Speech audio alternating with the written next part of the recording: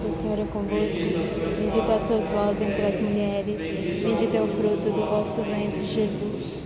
Santa Maria, Mãe de Deus, rogai por nós, pecadores, agora e na hora de nossa morte. Amém. Irmãos e irmãs, sentemos um instante.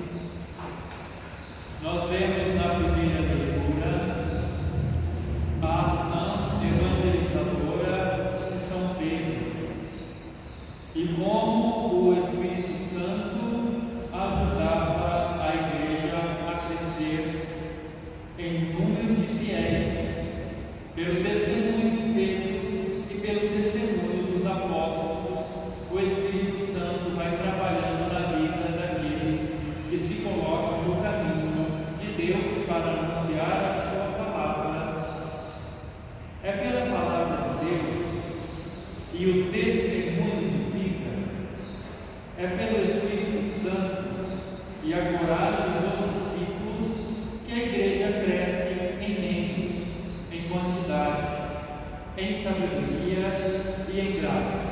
Porque é na Santa Igreja Católica que está a plenitude da salvação, a verdade de que Deus nos ensinou, e fora dela não há salvação. A Igreja de Deus, a Igreja de nosso Senhor Jesus Cristo, é a Santa Igreja Católica. Portanto, é Deus que faz o caminho de cada uma das almas que voltam para o Senhor, para a casa do Pai, mediante a fé. E nos tempos em que nós estamos vivendo, as graças só acontecem, meus irmãos, quando nós nos abrimos à fé em nosso Senhor Jesus Cristo. É aí que acontece a mudança de vida, a mudança do nosso coração, a mudança dos nossos paradigmas. Nós vemos que a Igreja de Deus é a Igreja Católica, com a sua expressão da vida dos santos, dos mártires e dos apóstolos.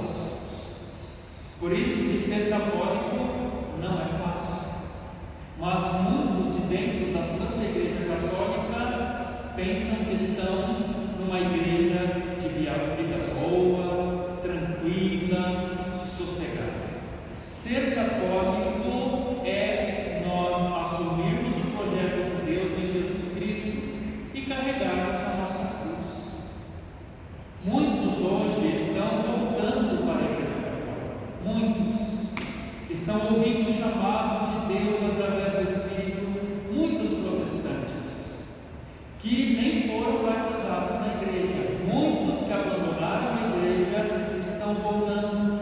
Muitos católicos afastados, muitos espíritas, muitos das falsas religiões, das falsas, das seitas, muitos que estavam perdidos estão voltando para a igreja. Por quê? Porque estão abrindo o coração e estão ouvindo de Deus que a verdade plena de salvação se encontra na Santa Igreja. E qual é a nossa missão? Rezarmos. A nossa missão é rezarmos, penitenciarmos por causa da salvação dessas almas, para que eles, no acidente da misericórdia, voltem para a verdade, voltem para a igreja, voltem para a casa de Deus. Porque muitos estão em casas que não são de Deus, no engano, na mentira, na falsidade, e muitas vezes em lugares onde se prega Deus, mas engana-se por causa dessa tal teologia da prosperidade, que Deus veio a esse mundo não para nos salvar, mas para nos dar coisas, bens, dinheiro, fama e saúde. Jesus não veio por causa disso.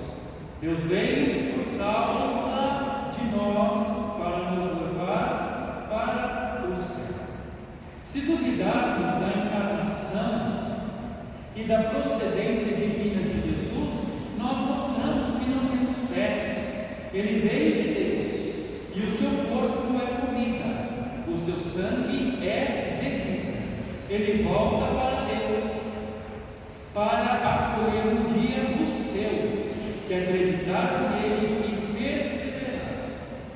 Muitos desejam uma religião igual a todas. Tem muitos dentro da igreja querendo igualar a igreja católica como qualquer outra seitinha, barraquinha, ideologia por aí. Não é uma que não seja acessível aos homens. Por isso eles dizem que ser católico é difícil, caminhar de acordo com os mandamentos é impossível. Não é, porque nós não amamos e não descobrimos ainda a verdade. Por isso, para os que estão fora, viver uma ética e uma moral católica é impossível. Para os que estão fora, viver uma disciplina cristã e a negação de si mesmo é impossível. Buscar viver valores eternos e algo que não se vê, para muitos é uma loucura, mas não é para nós que cremos. Porque Jesus nos ajuda a viver tudo isso que Ele mesmo nos ensinou. Jesus, Ele é muito duro no seu seguir, mas é impossível não amar o seu seguimento. Portanto, nós precisamos de Cristo para viver e viver de verdade a sua vida, para termos nele uma vida espiritual. Por isso, a palavra de Deus vem mostrar para nós que a carne de nada adianta se não tiver Cristo. Portanto, o mundo vive da carne: beber, comer, satisfazer, pecado e prazer. Isso tudo, meus irmãos, não adianta de nada se não tivermos Cristo à frente dos nossos desejos, das nossas vontades e das nossas sensações. Porque a vida em Cristo é vida espiritual e a vida de pecado é a vida carnal, com as suas misérias e as suas insensibilidades. Louvado seja o nosso Senhor Jesus Cristo. Para sempre seja louvado. Em nome do Pai, do Filho e do Espírito Santo. Amém.